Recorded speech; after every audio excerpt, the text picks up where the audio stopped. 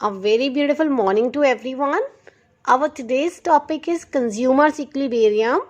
Consumers equilibrium we already have done, but this one is related to IC approach.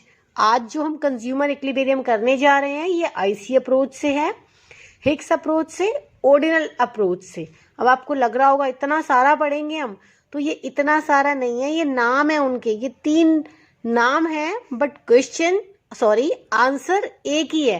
Questions ये 3 है but answer same है. ये question कैसे कैसे पूछा जा सकता है मैं आपको वो बता रही हूँ. Explain consumers equilibrium with IC approach, explain consumers equilibrium with Higgs approach, explain consumers equilibrium with ordinal approach. ठीक है, तो ये इनके नेम है बट आंसर इन सबका सेम है.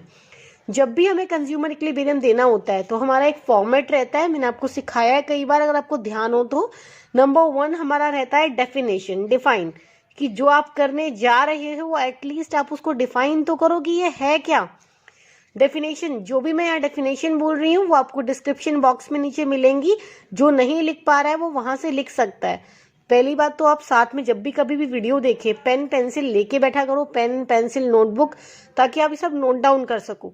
बट अगर आप अभी नोट डाउन नहीं कर रहे हैं, बाद में करना चाहते हैं, तो डिस्क्रिप्शन बॉक्स से आप ले सकते हैं. सबसे पहले डेफिनेशन. डेफिनेशन इसकी क्या है? A consumer is in equilibrium. A consumer is said to be in equilibrium when he gets maximum profit with his given income and market prices.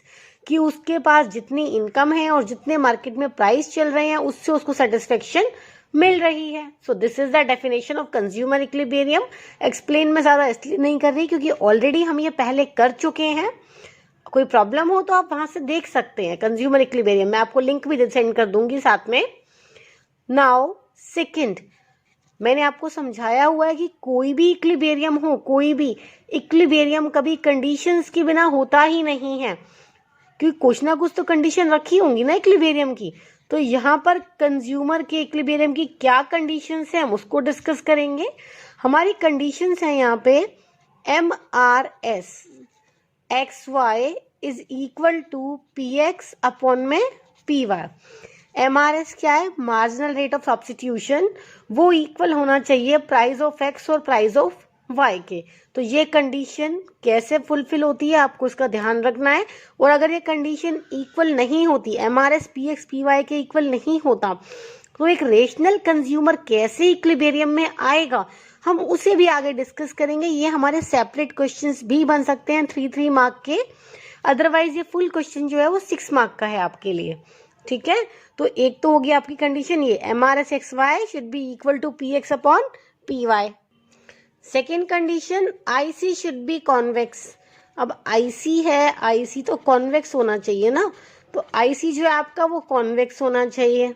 And condition number 3, जो आपकी बजट लाइन है, budget line क्या होनी चाहिए? Tangent to the IC.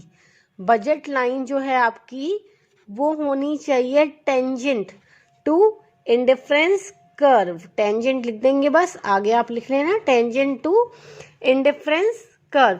तो ये 3 conditions हैं आपकी. आप इसको डायग्रामेटिक भी प्रेजेंट कर सकते हैं और बाकी मैं इसको एक्सप्लेन कर रही हूँ, ध्यान से देखेंगे कि कैसे कैसे आपको करना है. आपको IC की टेबल चाहिए सबसे पहले. इसके लिए समझने के लिए आपको उसको बनाना नहीं है, बट समझने के लिए that is very very important. अगर आपको ध्यान हो तो बहुत अच्छी बात है, और अगर नहीं ध्यान तो IC की एक बार टेबल देख लेंगे सारे. ये मैं साइड में छोटी सी बना रही हूँ. 10 1 7 2 5 3 4 4. अब मैं इसका MRS निकाल रही हूँ. MRS पे ध्यान देंगे. MRS का फॉर्मूला शायद आपको पता भी होगा, delta Y upon delta X. First 1 blank, तो इसका आएगा 3:1, 2:1, 1:1. ठीक, ये टेबल मैं ऑलरेडी बना चुकी हूँ जब हमने IC की डेफिनेशन की थी.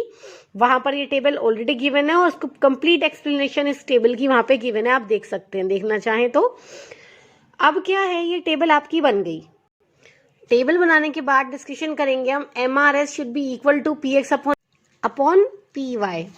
तो अब MRS XY इक्वल हुआ तब तो इक्विलिब्रियम है PX अपॉन PY के. इस टेबल में आपको पता है इक्विलिब्रियम कहाँ है? इस टेबल में इस टेबल में आपको नहीं पता इक्विलिब्रियम कहाँ है। क्यों नहीं पता? क्योंकि हमारे पास MRS तो है but we don't have PX upon PY, इसलिए आपको नहीं पता इक्विलिब्रियम कहाँ है। अब मान लीजिए आपका PX अपॉन PY जो है वो है 2, ये आपको मानना है, इससे आपकी कंडीशन जो है सिंपल हो जाएगी, सॉल्व हो जाएगी। तो मैंने मान लिया आपका PX अपॉन PY 2 है। तो अब आप बताइए आपका इक्विलिब्रियम कहाँ है? Can you see? Yes, this is the point of equilibrium. यहाँ पर आपका इक्विलिब्रियम है क्योंकि यहाँ पर आपकी MRS 2 है, 2 divided by 1 is equal to 2। तो this is the point of equilibrium. ये लिखना नहीं है, समझाने के लिए सिर्फ, ये सारा, ये आपको एग्जाम में नहीं लिखना है कुछ भी, मैं बता रही हूँ आपको, ये सब समझाने के लिए था।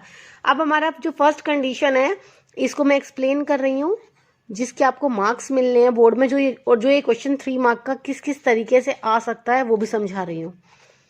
ठीक है, आपके ये देखिए, What happens when MRS XY is not equal to PX upon PY? जब MRS और ये दोनों इक्वल नहीं होते हैं तो क्या होता है? अब ऑब्वियस है, या तो MRS मोर देन होगा या MRS लेस देन होगा। अब अगर मोर देन है तब क्या होगा और लेस देन है तब कैसे इसको सॉल्व करेंगे? सपोज दैट ये कंडीशन है, ये आपको न्यूमेरिकल टर्म्स में भी आ सकती है, पेपर में आपको न्यूमेरिकल टर्म्स में 3 मार्क का ये सिंगल क्वेश्चन ये आ सकता है, 3 मार्क का सिंगल क्वेश्चन ये आ सकता है। अब मान लीजिए MRS ज्यादा है, MRS ज्यादा है तो कौन सी सिचुएशन हो गई? ये सिचुएशन हो गई। ये टेबल बना लेंगे तो बहुत सिंपल है सॉल्व करना, बहुत ज्यादा। तो ये सिचुएशन है, आपको इस सिचुएशन से यहाँ आना है क्योंकि यहाँ इक्विलिब्रियम है। तो यहाँ से यहाँ आने के लिए आपको क्या करना है? बहुत सिंपल, आपको दिखाई दे रहा होगा।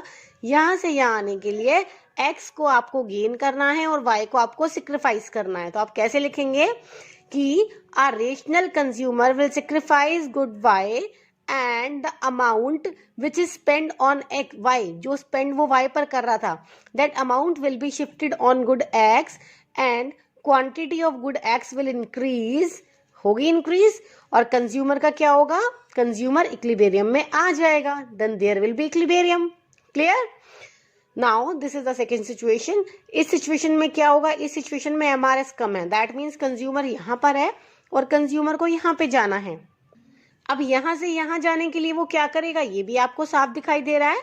आ rational consumer will sacrifice good X, जो रेशनल कंज्यूमर है वो गुड X को सेक्रीफाइस करेगा और गुड X को सेक्रीफाइस करने से जो अमाउंट बचेगा that amount will be shifted on good Y and he will increase the quantity of good Y, वो Y की क्वांटिटी को इंक्रीज कर देगा, X की क्वांटिटी को डिक्रीज कर देगा और कंज्यूमर इक्विलिब्रियम में आ जाएगा। तो ये क्वेश्चन आपके सेपरेट 3 मार्क के हैं, न्यूमेरिकल टर्म्स में ये क्वेश्चन आ सकता है आपका। ठीक है, उसके बाद IC शुड बी कॉन्वेक्स, ये वाला क्लियर हो गया अच्छे से। IC should be convex, IC जो होता है IC कॉन्वेक्स होता है, IC कनकेव नहीं होता है। अब ये कॉन्वेक्स क्यों होता है उसका भी रीजन है, आपको 1 लाइन में मेंशन करना है। क्योंकि अगर IC कॉन्वेक्स नहीं होगा तो ये जो MRS है आपकी ये डिक्रीजिंग ऑर्डर में नहीं आएगी। अगर आपका IC कनकेव होगा तो MRS जो है वो इंक्रीजिंग ऑर्डर में आएगी। ठीक है, तो हमको इस कंडीशन के लिए सेकंड कंडीशन भी चाहिए, मतलब सेकंड कंडीशन तभी फुलफिल होगी अगर फर्स्ट कंडीशन होगी, फर्स्ट के बाद ही सेकंड आई है। ठीक है, third is budget line should be tangent to the IC curve. इसका मैं आपको थर्ड जो कंडीशन है इसका मैं आपको डायग्रामेटिक प्रेजेंटेशन दे रही हूँ, ध्यान देंगे डायग्राम की तरफ, ध्यान से देखेंगे। ये है आपका OX एक्सिस और ये रहा आपका OY axis. Again the same thing, एक तरफ आपकी गुड Y होती है, एक तरफ आपकी गुड X होती है। ये है आपकी बजट लाइन, सिंपल सा डायग्राम है, एक बार में समझ में आ जाएगा। ये बजट लाइन है, IC आपकी कैसी है? कॉन्वेक्स। ये है आपका IC कॉन्वेक्स, ये IC है, ये भी IC है और ये भी IC है। इसी डायग्राम को आप एक्सप्लेन करेंगे, आपके फुल मार्क है, कोई रिडक्शन नहीं है मार्क्स में, बस समझेंगे। IC1, IC2, IC3, ये वाला पॉइंट है, ये इक्विलिब्रियम का है, हम सबको पता है। ये पॉइंट है, पॉइंट का नाम मैंने A रखा, इस पॉइंट का नाम मैंने B रखा। तो अब आपको मुझे ये बताना है, जो डायग्राम की एक्सप्लेनेशन है उस एक्सप्लेनेशन में आपने ये लिखना है कि on IC2 point E is the equilibrium point. अब ये E इक्विलिब्रियम क्यों है? ये रीजन भी तो हमने मेंशन करना है। तो इसका रीजन ये है बच्चा कि जो IC3 है this is beyond the level of consumers. ये तो कंज्यूमर की लेवल से ही बहुत दूर है। क्यों दूर है? बजट लाइन में और IC में देखो डिफरेंस कितना है, वो बजट लाइन से बाहर है तो कंज्यूमर उसको परचेज कर ही नहीं सकता, तो कंज्यूमर इक्विलिब्रियम कैसे हो जाएगा? तो दिस इज द रीजन कि IC3 पर तो कंज्यूमर का इक्विलिब्रियम हो ही नहीं सकता है। अब अगर हम बात करें IC1 की, तो 1 पे भी 2 पॉइंट्स हैं, पॉइंट A है, पॉइंट B है, तो हमने ये वाले पॉइंट्स क्यों कंसीडर नहीं करे इक्विलिब्रियम में? हमने ये पॉइंट्स इक्विलिब्रियम में इसलिए कंसीडर नहीं किए because IC2 is higher than IC1। जब IC2 हायर है IC1 से तो हम IC2 को कंसीडर करेंगे ना, जो ज्यादा है हम उसको कंसीडर करेंगे, कम वाले को क्यों करें? और IC2 के E पॉइंट पर हमको इक्विलिब्रियम मिल रहा है, तो IC2 का जो E पॉइंट है वो सारी ही कंडीशंस को फुलफिल कर रहा है। कौन कौन सी कंडीशंस है याद है या मैं याद दिलाऊं? देखेंगे ध्यान से। Condition number 1, MRS XY is equal to PX upon PY, वो यहाँ पे फुलफिल हो रही है। Condition number 2, IC should be convex, you can see IC convex है। Condition number 3, budget line should be tangent to the IC curve, ये budget line है, ये IC को इंटरसेक्ट कर रही है बिल्कुल लोएस्ट पॉइंट पर। तो तीनों ही कंडीशंस फुलफिल हो रही हैं। This is the point of equilibrium with reasons कि ये क्यों है। अब आपको प्रॉपर पता लग गया आपने क्या क्या लिखना है। ये 6 मार्क आपका क्वेश्चन रेडी हो गया, 6 मार्क, और ये 2 छोटे छोटे क्वेश्चन 3 मार्क के उससे अलग। क्लियर है? डन।